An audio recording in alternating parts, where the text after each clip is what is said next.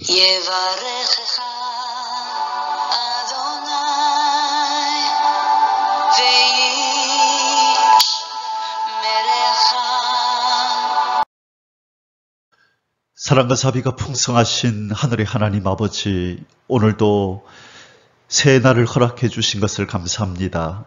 하나님께서 만드신 하나님의 형상대로 빚어주신 우리 인생들에게 오늘도 호흡을 주셔서 하나님 영광이하여 살아갈 수 있는 이 귀한 기회를, 특권을 주신 것을 감사합니다. 사랑하는 아버지 하나님, 오늘도 우리를 거룩하게 하시는 주의 말씀, 우리 하나님의 말씀을 공부하기를 원합니다. 이 말씀을 묵상할 때에 이 말씀의 기운이 우리의 영을 새롭게 하고 더욱더 아름답게 성화되어지는 역사로 우리를 이끌어 주옵소서. 사랑하는 주 예수님, 고맙고 감사합니다. 허물과 죄로 죽었던 우리를 구원하기 위하여 이 땅에 오셔서 십자가를 져주시고 또한 부활하심으로 우리의 구원을 이루어 주신 주 예수 그리스도, 우리의 주, 우리의 왕, 우리의 주인이신 주님을 송축하며 찬양합니다. 오늘도 우리를 주관하셔서 주님 높여드리는 삶을 살게 해 주옵소서. 성령 하나님, 오늘 하루를 의탁합니다. 말씀에 붙들려 성령께 인도받는 하루가 되기를 원합니다. 말씀을 묵상하며 시작할 때에 주님의 놀라운 역사로, 그 은혜로, 우리 성령님의 역사하심과 그 인도하심으로 오늘도 평화롭고 은혜롭고 복된 하루, 우리 하나님 앞에 영광만 돌리는 그런 복된 하루가 될 수 있도록 역사하여 주옵소서. 오늘도 이 성경 공부 시간과 오늘 우리의 모든 삶의 순간순간 동행하여 주실 우리 주 예수 그리스도께 감사와 찬양을 드리며 주 예수님의 이름으로 기도 올리옵나이다. 아멘. 사랑하는 성도 여러분, 반갑습니다. 오늘은 1.19 성경 장별 강의 346번째 시간입니다. 오늘은 역대상 8장 말씀을 함께 공부하도록 하겠습니다. 오늘 제목의 말씀은 베냐민 지파의 족보입니다. 우리는 오늘 역대상 8장에서요, 우리 이미 역대상 7장 6절에서 12절, 우리 앞서 공부를 했었는데요. 이 7장 6절에서 12절에 이미 베냐민 지파의 족보가 한번 나왔었습니다. 자, 그런데 이미 소개된 바 있는 이 베냐민 지파의 족보를 오늘 또 다시 공부하게 되는데요. 오늘은 이전에 7장에서 공부했던 것보다 상세하게 이렇게 오늘 족보가 나옵니다. 그 이유가 무엇일까 생각해 보니 바로 이 베냐민 지파가 그 이유는 베냐민 지파가 이 통일왕국을 건설하는데 큰 이바지를 한 그런 통일왕국을 위해서 큰 역할을 했던 이유가 있고요. 그 다음에 두 번째는 바로 우리가 잘 아는 바와 같이 이스라엘의 초대 왕이었던 이 사울왕, 이 이스라엘의 초대 왕이 바로 이 사울왕인데 이 사울왕의 지파가 바로 베냐민 지파입니다. 그래서 아마 이 베냐민 지파에 대해서 이렇게 중복해서 좀 더 상세하게 반복하고 있는 것이 아닌가 생각이 듭니다. 자, 이제 오늘 공부하게 될 이 족보는 아주 좀 복잡하고 난해한 형태를 띠고 있습니다. 보통 이제 족보가 아버지 또 장남 이렇게 또 그 아들의 또 그 사람의 장남 또는 이제 장자권을 상속받은 사람으로 보통 이렇게 이어지는 것이 족보의 일반적인 형태인데 오늘 나오는 이 베냐민 지파의 족보는 좀 복잡하고 난해한 형태를 띠고 있습니다. 그것은 이 본장의 족보를 이렇게 기술을 해 나가는 방법이 이렇게 아버지와 또 아들 이런 어떤 관계가 아니라 이 족장 중심, 이 족장 중심의 족보로 기록이 되었기 때문에 이렇게 복잡한 것이 아닌가 그런 생각이 듭니다. 자, 그래서 오늘은 이 초대 왕이었던 이스라엘의 초대 왕이었던 이 사울 왕의 족보 그리고 이스라엘이 통일 왕국이 건설되는 일에 크게 이바지했던 지파인 베냐민 지파 이 지파를 족장 중심으로 이 족보를 다시 한번 살펴보는 시간을 가지도록 하겠습니다. 자, 지금 이스라엘 12지파의 족보가 계속 이어지고 있는데요. 내일 우리가 공부하게 될 이 9장까지 이 족보는 계속해서 이어집니다. 자, 이제 오늘은 베냐민 지파의 족보를 우리가 이제 오늘 8장을 공부하잖아요. 그리고 내일 이제 9장을 공부할 때에는 이 바벨론 포로에서 귀환한 자들, 이 바벨론 포로 70년의 바벨론 포로 기간을 마치고 귀환을 한 사람들의 족보가 기록되는 것이 바로 9장입니다. 그렇게 함으로 기나긴 이 1장에서 9장까지의 족보 이야기가 끝이 나고 그 다음 10장부터는 이제 본격적으로 또 사건 중심의 어떤 이야기가 전개가 됩니다. 그래서 오늘 8장과 내일 9장까지 우리가 족보 이야기를 좀 더 다룬다 그렇게 생각하시고 인내하면서 잘 우리 공부하시기를 바랍니다. 자, 오늘 8장은 말씀드린 바와 같이 베냐민 자손의 족보 이야기가 나오고 특별히 기브온의 조상 여이엘과 그의 자손 이야기가 중심으로 나오는 장입니다. 자, 오늘 8장의 소주제는 하나밖에 없습니다. 이스라엘 초대왕 사울을 배출한 베냐민 지파의 주요 계보 1절에서 40절까지 쭉 우리가 한 주제로 오늘 역대상 8장을 살펴보도록 하겠습니다. 자, 그러면 우리 본론으로 들어가겠습니다. 1번 이스라엘 초대왕 사울을 배출한 베냐민 지파의 주요 계보 1절에서 40절입니다. 자, 이 베냐민 지파는 말씀드린 바와 같이 이스라엘의 초대 왕을 배출한 지파입니다. 바로 사울 왕이죠.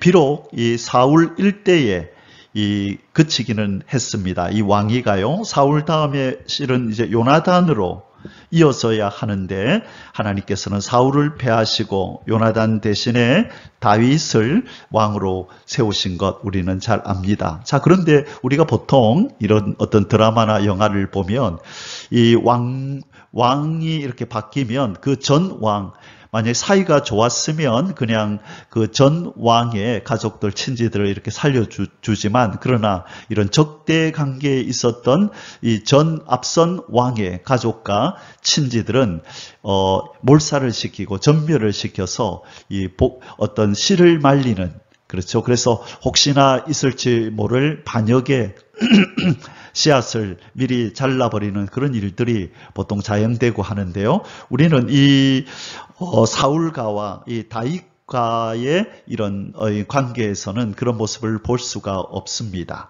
이 사울은 다윗을 죽이고 싶어 했고 그렇게 적대감을 가지고 그렇게 그를 쫓아다녔지만 실은 이 다윗은 사울의 사위지 않습니까? 그죠? 그럼에도 불구하고 끝까지 죽이려고 그렇게 위협하고 평생을 사울은 죽을 때까지 그렇게 살았습니다만 이 다윗은 이러한 사울의 가족들을 사랑하고 아껴줍니다. 요나단뿐만 아니라 또 요나단의 아들도 다윗이 끝까지 책임져주는 아름다운 모습을 보게 됩니다. 그것은 이 하나님께서 이 베냐민 지파를 이렇게 사랑한 이유도 있지만 또 요나단과 다윗과의 언약이 있었습니다. 그래서 이 다윗이 요나단과 언약하면서 요나단의 가족들을 끝까지 돌봐주겠다라고 해서 이 전룩발이가 된 요나단의 아들을 끝까지 돌보아주는 그런 일이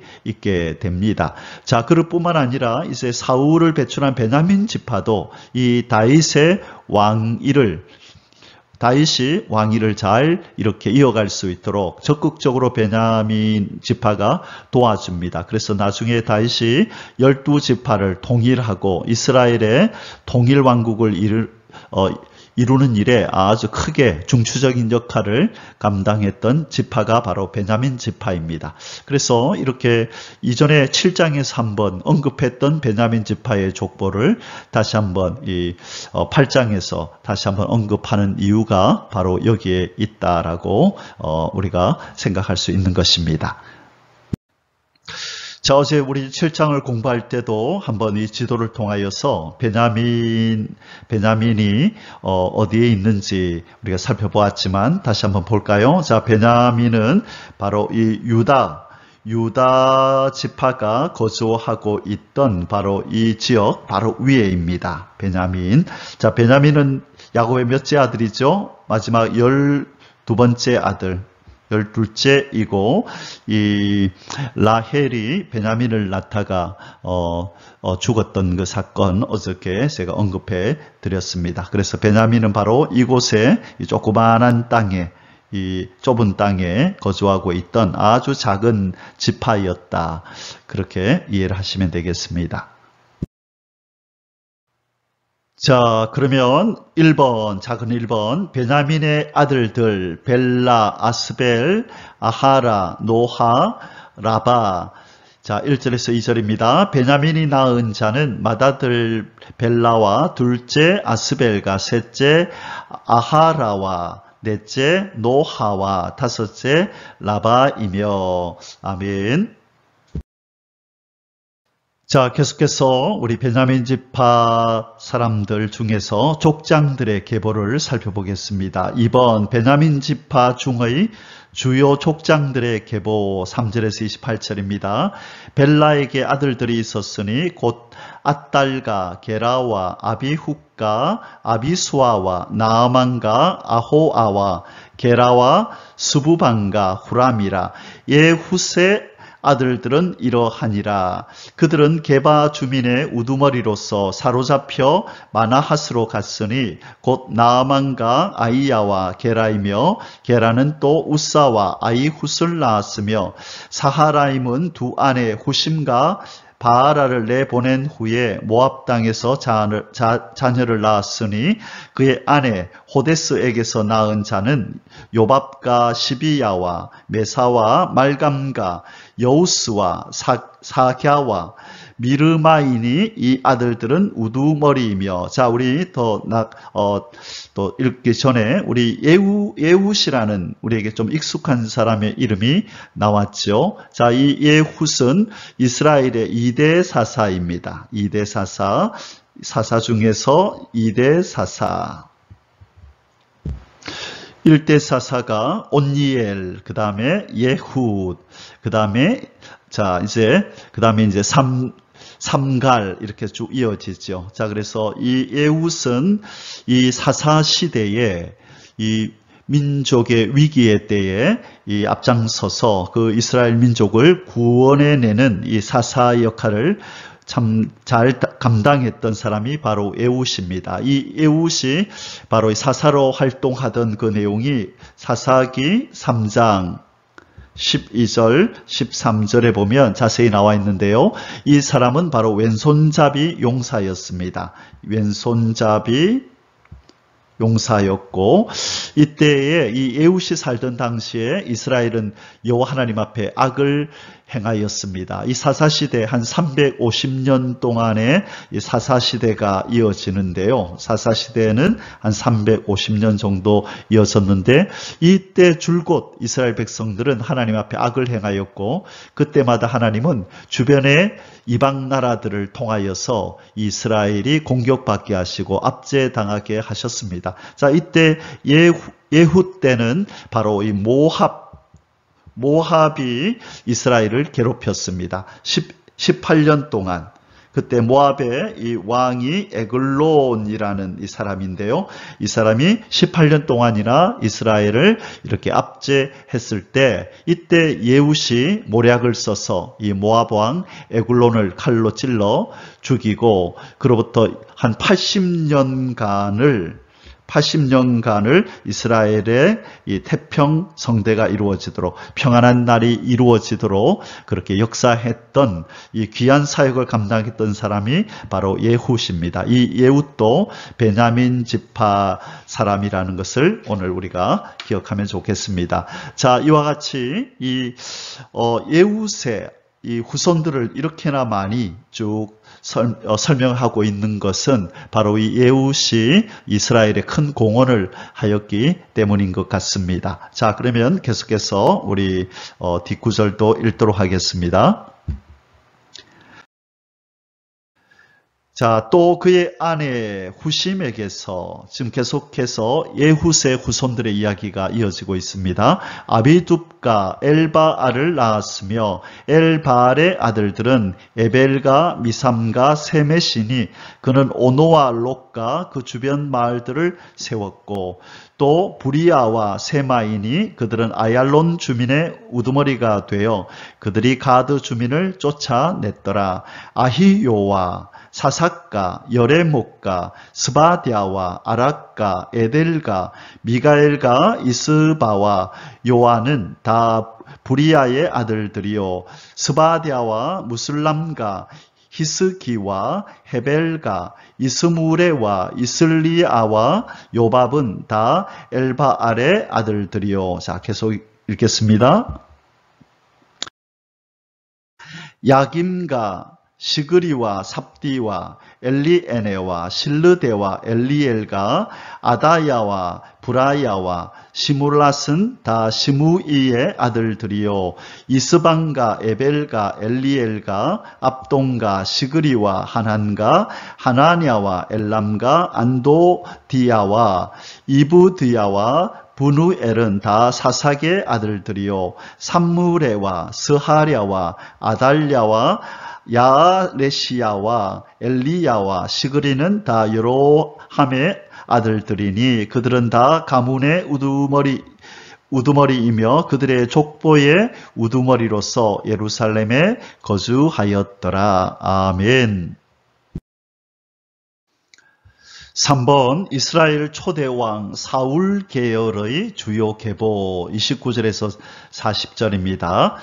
29절 기브온의 조상 여이엘은 기브온에 거주하였으니 그 아내의 이름은 마아가며 장자는 압돈이요 다음은 술과 기스와 바알과 나답과 그돌과 아이오와 세겔이며 미글롯은 시므아를 낳았으며 그들은 친족들과 더불어 마주하고 예루살렘에 거주하였더라. 넬은 기스를 낳고 기스는 사울을 낳고 자 기스의 아들 사울 왕이죠. 기스는 사울을 낳고 사울은 요나단과 말기수아와 아비나답과 에스바알을 낳았으며 요나단의 아들은 무립바알이라. 무립바알은 미가를 낳았고 미가의 아들들은 비동과 멜렉과 다레아와 아하스이며 자 여기에서 우리 잠시 몇 가지 짚고 넘어가겠습니다. 여기 사울 왕의 조상으로 소개되고 있는 이 기브온의 장설자 이 여이엘이라는 사람이 등장합니다. 이 여이엘이 이 사울가의 이 조상입니다. 이 사람은 나중에 우리 다음 내일 공부하게 될 9장에 가면요. 9장에 가면 이 9장 1절에서 아비엘이라는 이름으로 등장합니다. 아비엘이라는 이름으로 이 사람이 등장을 하게 되는데요. 자, 그리고 여기에 나오는 기브온이라는 곳이 있죠. 이 기브온은 바로 이 사울의 고향 기브아하고 같은 곳입니다. 기브아하고 같은 장소입니다. 자, 이 기브온을 중심으로 이 번창했던 사울 가문은 우리가 아는 바와 같이 사울의 실각에도 불구하고 약해지지 않았습니다. 비록 이 왕위는 사울에게서 끝났지만 이의 후손들은 계속해서 계보를 이어갔습니다. 물론 다윗 왕가가 세워짐으로써 이 사울 왕가는 단 일대 바로 일대에 사울로 이 왕통이 끊어지고 말았지만은 그 자손들은 계속해서 이렇게 번성해 갔음을 우리는 족보를 통해서 보게 됩니다. 자, 이렇게 우리 앞서도 말씀드렸지만 인류의 역사를 우리가 되새겨 한번 되돌아볼 때 이렇게 축출당한 이 왕의 가문이 이렇게 비극적으로 종말을 맞이하지 않고 이렇게 번성해 나간 경우는 없었습니다. 거의 없었는데 우리는 이 사울과 이 베냐민 지파에게서 그 모습을 보게 됩니다.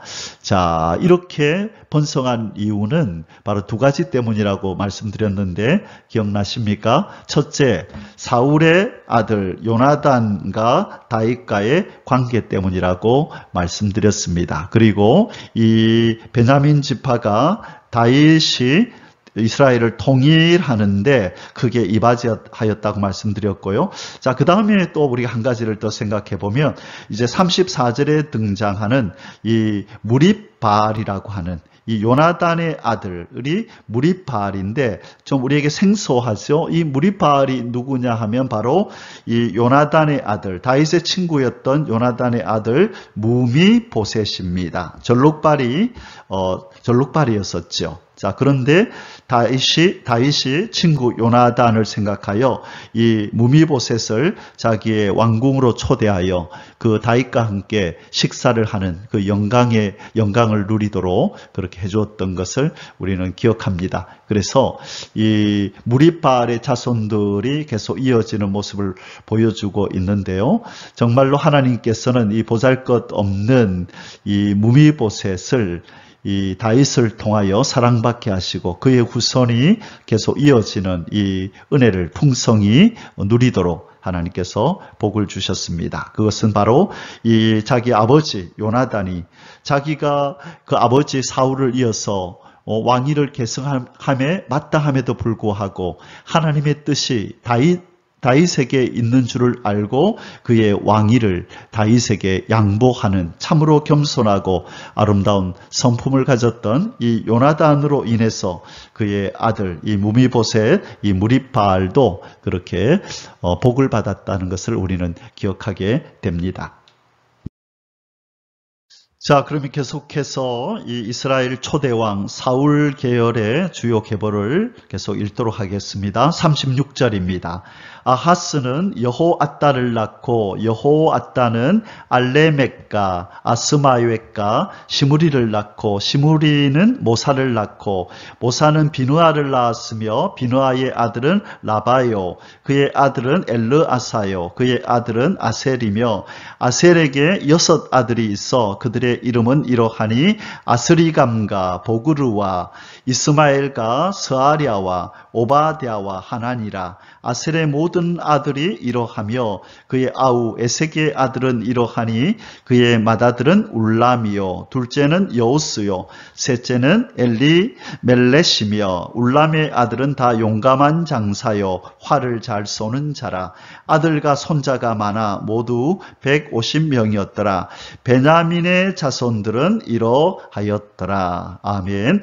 자, 이제 결론에서요. 이 베냐민 자손이 하마터면 몰살을 당하고 그 씨가 끊어질 뻔했던 그런 경우가 있었습니다. 그런데 그때 하나님의 은혜로 그들이 다시 그 구원을 받고 하나님의 은총을 받고 이렇게 번창하게 된 것입니다. 우리 결론에서 그 사건을 잠시 한번 보면서 교훈을 받고 오늘 말씀을 마치도록 하겠습니다.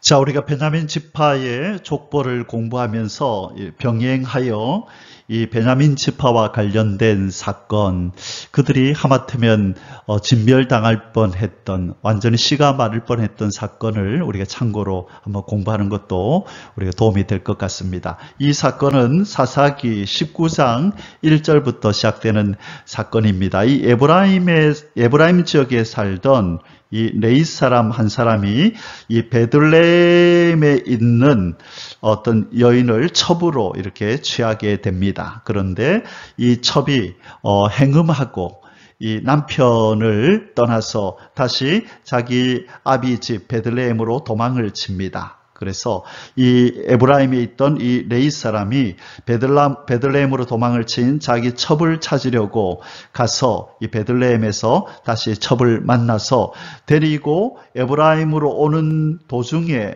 이제 예루살렘을 지나고 바로 요 기브아라는 곳에 바로 베냐민 지파에 속해 있는 이 기브아라는 곳에 머무르고 있었는데 이곳에서 어떤 질이 좋지 않은 뭐랄까요 건달들이 와서 이 첩을 윤관을 합니다. 그래서 이 첩이 죽게 됩니다. 그러자 이 에브라임에 있었던 이 레위 사람이 이 첩을 12동강을 내어서 이 각각을 12지파에 이렇게 보내는 것입니다.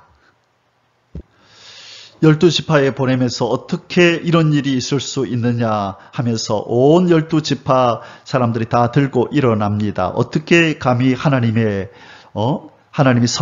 섬기는 이스라엘에서 이런 일이 있을 수 있느냐 하면서 누가 이런 일을 행하였느냐, 누가 이런 악행을 저질렀느냐 이제 조사를 하게 되죠. 그러자 이 레위 사람이 에브라임에 살던 레위 사람이 자초지종을 설명합니다. 그러자 이 11지파의 사람들이 다 이 베냐민 지파 그 지도자들에게 이 악당들을 내어놓으라, 우리가 그들을 징벌하겠다 하니 이 베냐민에 있던 이 베냐민 지파의 지도자들이 아니 감히 우리 동네 사람들을 건드려 못 내주겠다, 어쩔래. 그렇게 해서 이 베냐민 지파와 나머지 11지파 사람들이 이 전쟁을 치르게 됩니다.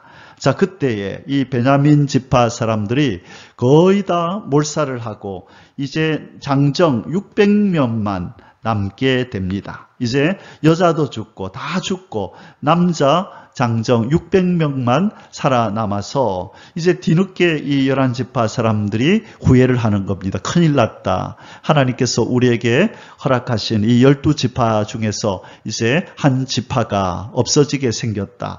왜냐하면 이들 가운데 어떤 언약을 했냐면 이 베냐민 지파의 남자들에게 여자를 아내로 주는 사람들은 저주를 받을 것이라고 그런 하나님 앞에서 언약을 했기 때문에 어떤 누구도 이 베냐민 지파 중에서 살아남은 600명에게 자기 자녀를 아내로 줄 수가 없는 것입니다. 그렇다면 자연스럽게 이 베냐민 지파의 600명은 그냥 이방인들과 결혼을 하게 되든지 해서 서서히 그들의 정체성이 사라져버리고 이스라엘 땅에서 한 지파가, 베냐민 지파가 사라지는 위기를 맞이할 수밖에 없는 그런 지경에 이르렀을 때에 이 11지파 사람들이 이제 지혜를 짜서 이 집단 지성을 발휘하여 좋은 방법을 하나 생각해 내어서 이제 이 600명 남자 보고 이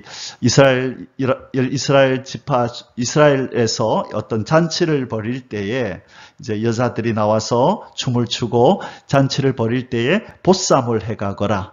그러면 이 11지파 사람들의 의지와 관계없이 이 600명 사람들이 너희들이 보쌈에 간 것이니까 우리의 저주에 우리는 매이지 않고 우리는 벌을 받지 않으면서 600명은 이제 아내를 얻을 수 있으니까 이 모든 것이 해결될 것이다. 이 방법을 쓰자. 그래서 겨우 이 600명의 남자들이 이스라엘의 여인들을 아내로 취하여서 오늘 등장하는 바로 이 베냐민 지파의 족보가 쭉 이어지게 되는 이 아주 중요한 계기가 되었던 것입니다. 이 사건을 여러분이 자세히 알고 싶으시면 사사기 19장 1절 이하를 한번 읽어보시기를 바라고요. 우리가 이미 사사기를 공부할 때 자세히 이것을 다뤘습니다. 그래서 여러분이 사사기 19장을 1일 8구 사사기 19장을 찾으셔서 이 내용을 다시 한번 공부해도 좋을 것 같습니다. 자, 그러면 우리 오늘 결론에 해당되는 바로 이 당시에 기사를 기록하고 있는 성경 구절을 잠시 보고 말씀을 마무리하겠습니다. 사사기 20장, 19장부터 이어지는 사건에서요, 20장으로 가게 됩니다. 20장 12절에 이스라엘 지파들이 베냐민 온 지파의 사람들을 보내어 두루 행하며 이르기를 너희 중에서 생긴 이 악이 어찌미니요. 그런즉 이제 기브아 사람 곧 그 비류를 그 어떤 이 건달들을 우리에게 붙여서 우리로 죽여 이스라엘 중에 악을 제하여 버리게 하라 하나 베냐민 자손이 그 형제 이스라엘 자손의 말을 듣지 아니하고 도리어 각 성읍에서 기브아에 모이고 나가서 이스라엘 자손과 싸우고자 하니. 자, 이것이 바로 사사시대의 어떤 시대상입니다. 악을 행하고도 전혀 죄책감도 없고 그 악인을 심판하겠다고 내어달라 하니 못하겠다. 우리 동네 사람을, 우리 집안 사람을 왜 너희들이 심판하느냐. 오히려 이스라엘 나머지 지파들과 싸우겠다고 덤벼들었던 이런 베냐민 자손들이었습니다. 자, 그럼에도 불구하고 하나님은 이 베냐민 지파를 끝까지 사랑하시고 그 맥을 이어가게 하셔서 조상 후손들이 이어가서 번창하도록 하나님께서 붙들고 계셨다. 은혜를 베푸셨다라는 것을 오늘 우리가 읽었던 족보에서 우리는 배우게 됩니다. 그래서 사라질 뻔했던 베냐민 지파의 번창, 이 악인들을 두둔하고 이 괜한 객기를 부리다가 이 위기에 처했던 이 베냐민 자손들, 우리는 잘못했을 때 회개하고 또 정말로 돌이키고 우리가 잘 아는 사람이 뭔가 악을 행했다 할지라도 편을 드는 것이 아니라 잘못된 것은 잘못됐다라고 얘기를 하고 그들이 용서를 빌고 그들이 그 어떤 합당한 벌을 받도록 그냥 그렇게 정의 앞에 이렇게 순종하는, 정의 앞에 이 악인들을 내어주는 이런 자세를 가져야 한다는 것을 오늘 우리에게 보여줍니다. 자, 사라질 뻔했던 베냐민 지파가 번창하여 그 족보가 이어진 내용을 오늘 살펴보았습니다. 오늘 하루도 우리 하나님의 은혜로 우리의 삶이 형통하고 하나님의 은혜로 평안한 삶이 이어지기를 주님의 이름으로 축복합니다. 아멘. 할렐루야. יברכך